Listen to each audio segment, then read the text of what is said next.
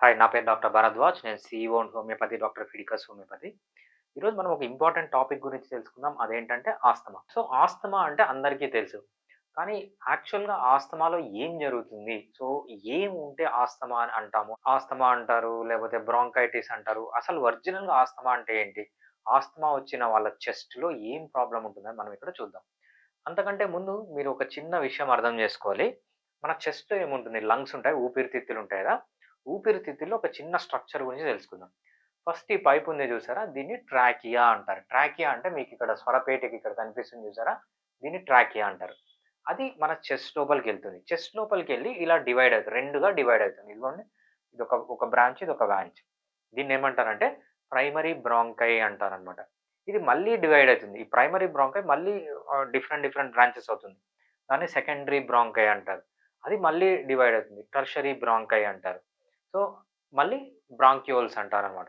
ఈ wind pipe అనేది మన చెస్ట్‌లోకి పోయి, మన లంగ్స్‌లోకి పోయి డిఫరెంట్ డిఫరెంట్ భాగాలుగా విడిపోతుందనమాట. మనం చెట్టు తీసుకున్నప్పుడు చెట్టు మొదల్ని మనం ట్రాకియా అనుకుంటే దాని నుంచి బ్రాంచెస్ వచ్చేవి ప్రైమరీ బ్రాంకై అంటాం. దాని నుంచి వచ్చేవి సెకండరీ బ్రాంకై అంటాం.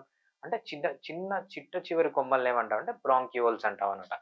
ఆ విధంగా మన ఆహ్, ఆహ్, ఈ ఏరియల్ సిస్టమ్ అనేది మన ట్రాకియా అనేది మన లంగ్స్‌లో మొత్తం అలా ఏర్పడి ఉంటుంది. సో, ఎందుకిలా ఉంటుంది అంటే, మనం పీల్చుకున్న గాలి లోపలికి పోవాలి. రైట్? ఈ పైపుల్లోంచి లోపలికి పోతుంది. అదే మనము బాడీ అంతా యూజ్ చేసుకొని వదిలేసిన కార్బన్ డయాక్సైడ్ దీంట్లో నుంచి వచ్చి బయటికెళ్ళిపోతుందనమాట. సో, ఏదైతే ఈ పైప్ స్ట్రక్చర్ ఉందో, ఈ పైప్ సిస్టమ్ ఉందో, ఈ పైప్ సిస్టమ్‌లో ఫ్రీగా గాలి పోవాలి. ఫ్రీగా కార్బన్ డయాక్సైడ్ బయటికి రావాలి. అంటే బయట నుంచి గాలి లోపలికి పోవాలి. లోపల వదిలిన కార్బన్ డయాక్సైడ్ మళ్ళీ రిటర్న్ రావాలనమాట. అంటే ఈ పైపులనేవి బాగా ఓపెన్‌గా ఉండాలి. ఎప్పుడైతే ఓపెన్‌గా ఉంటుందో ఏ ప్రాబ్లమ్ లేకుండా గాలి ఈజీగా పోతుంది, బయటకొస్తుంది. కానీ ఆస్తమా కండిషన్‌లో ఏమవుతుంది? ఆస్తమా ఉన్న పేషెంట్‌లని మనం ఇప్పుడు నెక్స్ట్ డయాగ్రామ్‌లో చూద్దాం. ఇక్కడ చూడండి, ఇది 3 ఎయిర్‌వేస్ ఉన్నాయి. రైట్? 1, 2, 3. ఇది నార్మల్ మనిషిది. మీది, నాది ఆస్తమా లేని వాళ్ళది ఎలా ఉంటుందో అలా ఉంటుందన్నమాట. చూడండి ఇక్కడ. ఇక్కడంతా మొత్తం ఒక రింగ్ లాగుందా? ఈ రింగ్ లాగా దీంట్లో అంతా ఏముంటుందంటే మజిల్ ఉంటుందన్నమాట. దీన్నేమంటామంటే స్మూత్ మజిల్ అంటాం. అదే లోపల ఇక్కడ చిన్న పైప్‌లాగా యెల్లో కలర్‌లో ఉంది చూడండి. అదేంటంటే మ్యూకస్. మనము ఏదన్నా దగ్గినప్పుడు వస్తుంది చూసారా? దాన్ని మ్యూకస్ అంటామన్నమాట.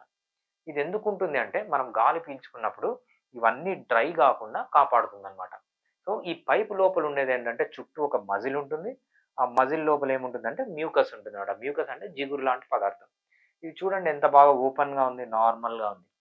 రైట్? అదే ఆస్తమా అటాక్ వచ్చిందంటే ఏమవుతుందో చూద్దాం. ఓకే. ఇది ఆస్తమా వచ్చినప్పుడు ఇలా తయారవుతుంది. ఇది చూడండి. ఏదైతే స్మూత్ మజిల్ ఉందో, ఈ పైప్ చుట్టూ ఒక మజిల్ ఉందో అది కాంట్రాక్ట్ అయిపోయింది. కాంట్రాక్ట్ అయినప్పుడు ఏమవుతుంది? ఇంత పెద్దగా ఉండాల్సిన పైపు చిన్నగా అయిపోతుందన్నమాట. అంటే ఈ మజిల్ అనేది కాంట్రాక్ట్ అవుతుంది. మజిల్ కాంట్రాక్టే కాకుండా ఈ యెల్లో చూడండి, ఇక్కడికి, ఇక్కడికి కంపేర్ చేయండి. ఇక్కడ యెల్లో బాగా థిక్ అయిపోయింది. అంటే మ్యూకస్ ఎక్కువైపోయింది.